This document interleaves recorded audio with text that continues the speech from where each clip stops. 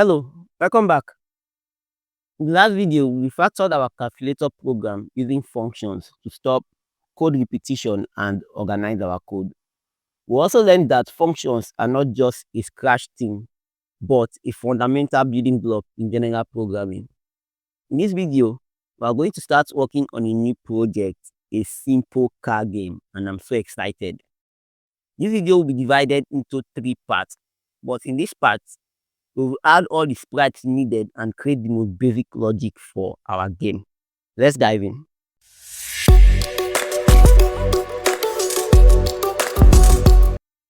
Alright, so for this first part of the game, we want to do 3 things. We want to make the cat jump.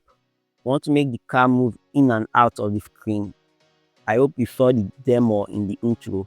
And we also want to add collision detection to detect when the cat is hitting the car, or reverse when the car is hitting the cat. So I'm going to bring in the car,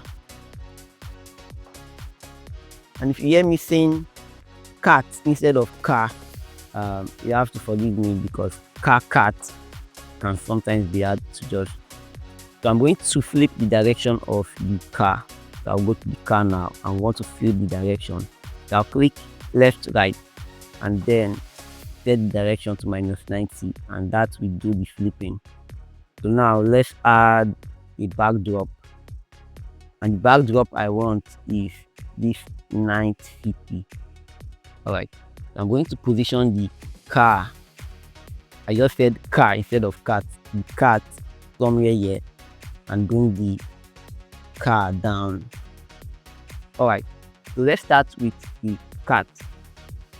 What do we want to do? We want to use the up arrow key to make the cat jump up, and after a while we are going to just bring it down by ourselves, meaning the program.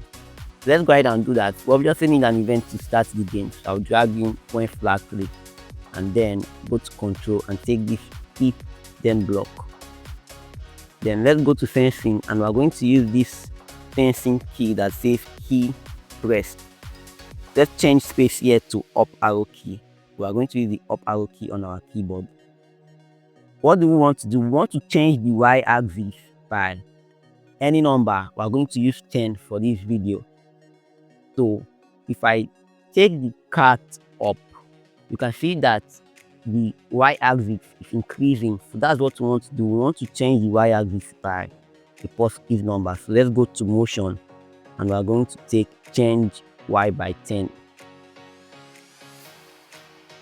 All right, so I'm going to click on flag and click the up arrow key, and you see the reason why it's not working is because when I click on this flag, the event run once, and so as the code under it, they are going to run just once. So we want this to keep on running. Let's go to control and drag in this forever and wrap everything with forever. So when I click flag, it keeps the code alive. So if I click up arrow key, it's changing by 10.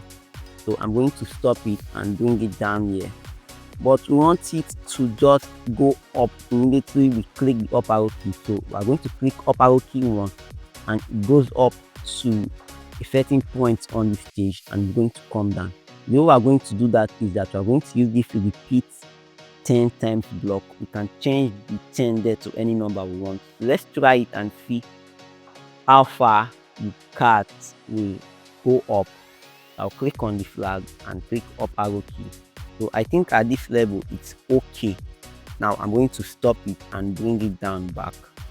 So to bring it down back, what we are going to do is that we are going to duplicate this block. But before we duplicate this block, I want the legs of the cat to be moving while it's going up. So to do that, let's go to look and bring in next costume and place it below the change y by 10 block.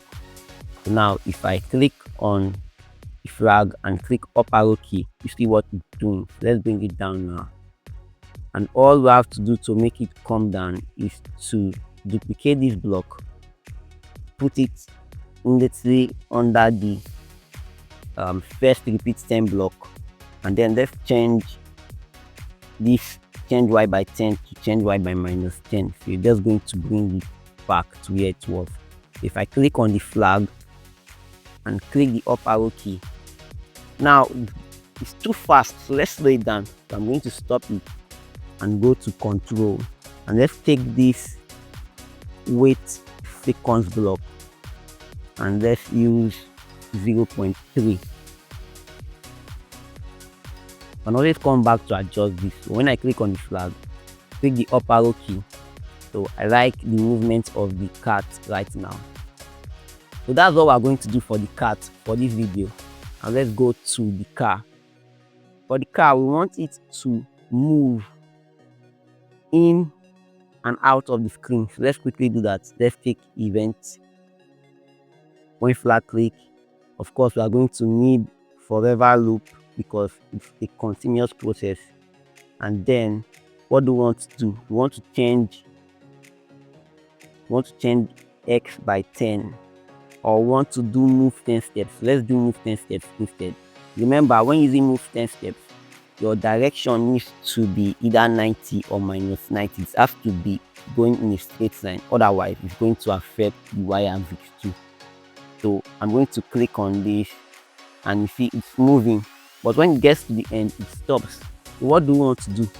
We want, when it gets to the end, it should come out from this other part of the screen. So to do that, we're going to change the position. So right now the position of x is minus 296. So we're going to do about 290. So let's go to control, and let's say if, then we go to motion. Remember, we can get the position of x. This x position, let's bring it here, and let's go to operators. We want to say if x position is greater than what? We are going to do 290. Greater than 290. Then what do we want to do? We want to set x position to, I'm going to bring this in again. I want it to look as if it's really coming out of the screen, but what we are really doing is changing the position. So this is 291. I think this minus, so this is minus, not, and that means we are going to change this. We are going to use less than. So but what we want to do is that we want to set, let's go to motion and say set x to 291. So let's bring it back here and see. I'm going to drag it slowly.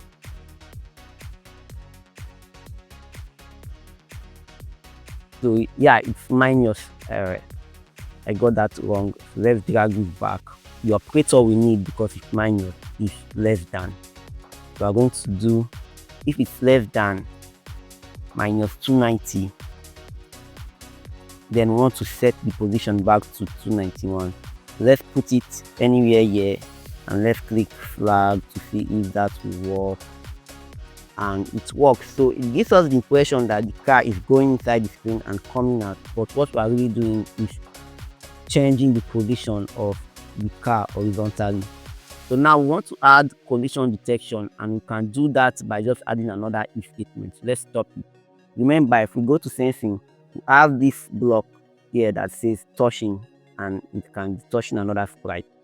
So I'm going to change the name of the cat to cat instead of saying sprite 1, so we know what we are doing. Now let's go to control and take another if statement, and then we are going to go to sensing, drag this touching block, and what do we want it to touch? We want when the car is touching the cat. Okay, what do we want to do? We want to stop everything, so it's actually game over when the car hits the cat. Let's go to control and let's say stop all. All right, now I'm going to click on flag, and when it hits the car, it stops all the scripts. Okay, so this is all we're going to do for this part of the game. Now we don't have any key takeaways because all the concepts we just used in this video are what you are familiar with. The next video, we are going to add score and game reset feature to our game. So I know you don't want to miss it, and I also don't want you to miss it. So I'm going to see you there.